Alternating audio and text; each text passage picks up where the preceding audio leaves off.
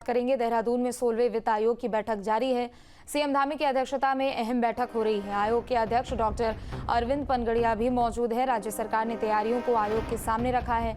Green bonus आर्थिक विकास पर बैठक में फोकस है। तो देहरादून में 16वें वित्त आयोग की ये बैठक जारी है। बड़ी खबर आपको बता दें, कल पूरा प्रतिनिधि मंडल देहरादून पहुंचा, जहां उनका स्वागत भी किया गया। सीएम धामी की अध्यक्षता में बैठक चल रही है। आयोग के अध्यक्ष डॉक्टर अरविंद पनगड़िया भी इस बैठक में मौजूद है और राज्य सरकार की ओर से तैयारियों को आयोग के सामने रखा गया है। ग्रीन बोनस आर्थिक विकास पर बैठक में फोकस है। तो ग्रीन बोनस आर्थिक विकास पर बैठक में फोकस है। मुख्यमंत्री पुष्कर सिंह धामी की अध्यक्षता में बैठक चल रही है। सुबह 10:30 बजे बैठक का समय तय किया गया था और बैठक की शुरुआत भी हो चुकी है। तो देहरादून में 16वें वित्त आयोग की बैठक जारी है। ये बड़ी खबर आपको बता दें, राज्य सरकार की ओर से अपने सभी विभागों की और अपने सभी योजनाओं की तैयारियों को आयोग के सामने रखा गया है। जितने भी प्रदेश सरकार के स्तर पर तैयारियां की जा रही हैं, सभी को रखा गया है। ग्रीन बोनस और आर्थिक विकास पर सबसे ज्यादा जोर इस बैठक में। ज्यादा जानकारी के लिए अजीत सिंह राठी जुड़ चुके हैं। अजीत, बैठक जारी है और ग्रीन बोनस और आर्थिक विकास पर सबसे ज्यादा जोर है और बैठक में उसी पर सबसे ज्यादा फोकस भी है।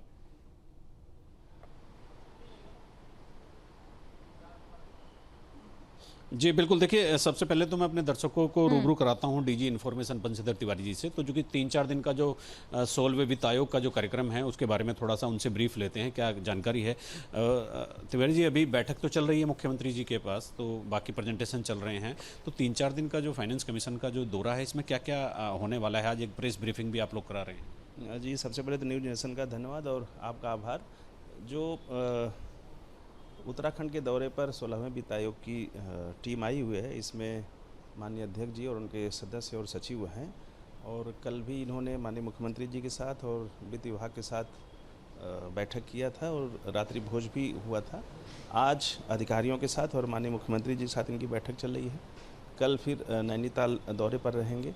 तो ओवरऑल जो प्रदेश के परिदृश्य है, जो आकलन उनको करना है, उसी के हिसाब से वो लोग तय करते हैं कि जो वित्त आयोग का धन का आवंटन है उसको कैसे किया जाए। तो उन्हें सब लेकर के विचार विमर्श है और आज 12:30 बजे ब्रीफिंग भी उन्होंने रखी है। तो मीडिया से सीधे रूबरू होंगे और जो भी उनके बातें हैं, जो तथ्य हैं, वो बताएंगे। हमारी जो ब्यूरोक्रेसी है, जो हमारा सरकारी सिस्टम है, उन्होंने इन कन्विंस करने के लिए कमीशन को काफ़ी तैयारियां काफ़ी दिनों से चल भी रही थी। तो मतलब जैसे ग्रीन बोनस हम हर साल हम उस चीज़ को मतलब हर फाइनेंस कमीशन को बताते हैं कि ग्रीन बोनस मिलना चाहिए, सेस मिलना चाहिए। बहुत सारी चीज़ें ऐसी हैं जो क्लाइमेटिकली हमें जिन पर हम दावा करते हैं। तो ऐसी तैयारियाँ भी की गई? नहीं, देखिए सारी तैयारियाँ की गई हैं और जैसा कि आप भी जानते हैं, जो हमारी पंचायती राज संस्थाएँ हैं और जो शहर के नगर निकाय होते हैं, चाहे नगर निगम हो या नगर पालिका या नगर पंचायतें हों, उनको वित्त आयोग के माध्यम से एक धनराशि का आवंटन हर साल किया जाता है और अलग अलग उसके पैरामीटर्स होते हैं और उन पैरामीटर्स के हिसाब से ही धन का आवंटन होता है। तो तैयारी सरकार के स्तर पर पूरी है और अपना पक्ष रखा जा रहा है। मुझे लगता है 2-3 दिन का दौरा है, 3 दिन का है। एक बद्री केदार धाम जाने का भी मुझे लगता है टीम का है। नहीं, बिल्कुल प्रदेश भ्रमण का ही भी है और मैंने जैसे बताया अलग अलग विभागों के साथ और माननीय मुख्यमंत्री के साथ भी बैठक हो रही है। तो कल इन लोगों का दौरा नैनीताल का है। बातचीत करने के लिए बहुत धन्यवाद।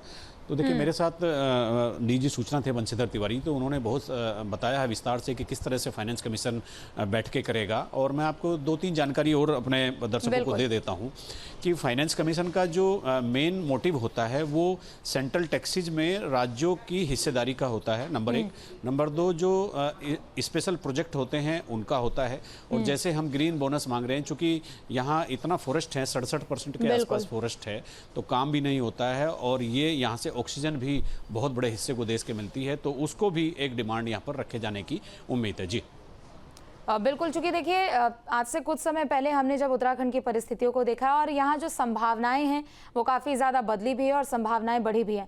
आर्थिक विकास के भी क्षेत्र में अगर हम बात करते हैं तो पहले के मुकाबले, पहले की अपेक्षा में आज ज़्यादा यहाँ पर योजनाएं हैं, आज ज़्यादा यहाँ पर संभावनाएं हैं और इसीलिए एक पूरी तैयारी सरकार की भी ओर से की जाती है। चूँकि पहाड़ी राज्य है और संभावनाएं और ज़्यादा संकरी तो ज़रूर होती है कुछ कुछ जगहों पर, लेकिन योजनाओं के जरिए सरकार की भी ओर से बताने की कोशिश की जाती है कि हम यहाँ पर विकास कर सकते हैं।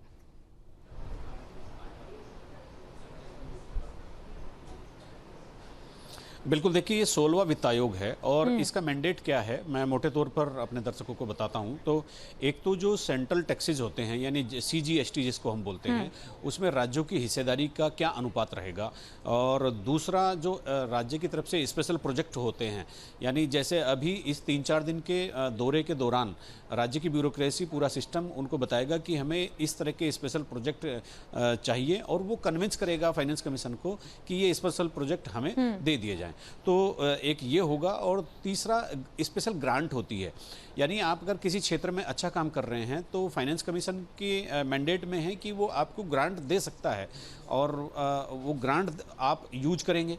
बहुत सारी चीज़ें ऐसी होती हैं जो फाइनेंस कमीशन, और ये एक चीज़ मैं और बताता हूँ, ये जो फाइनेंस कमीशन है जो इस समय भ्रमण पर हैं, इनकी जो सिफारिशें हैं 1 अप्रैल 2026 से लागू होंगी, चूँकि 2020 से 2025 तक पहले ही जो 15वां फाइनेंस कमीशन है उसकी संस्तुतियां चल रही है, उसके द्वारा दिया गया धनावंटन जो है वो यूज हो रहा है।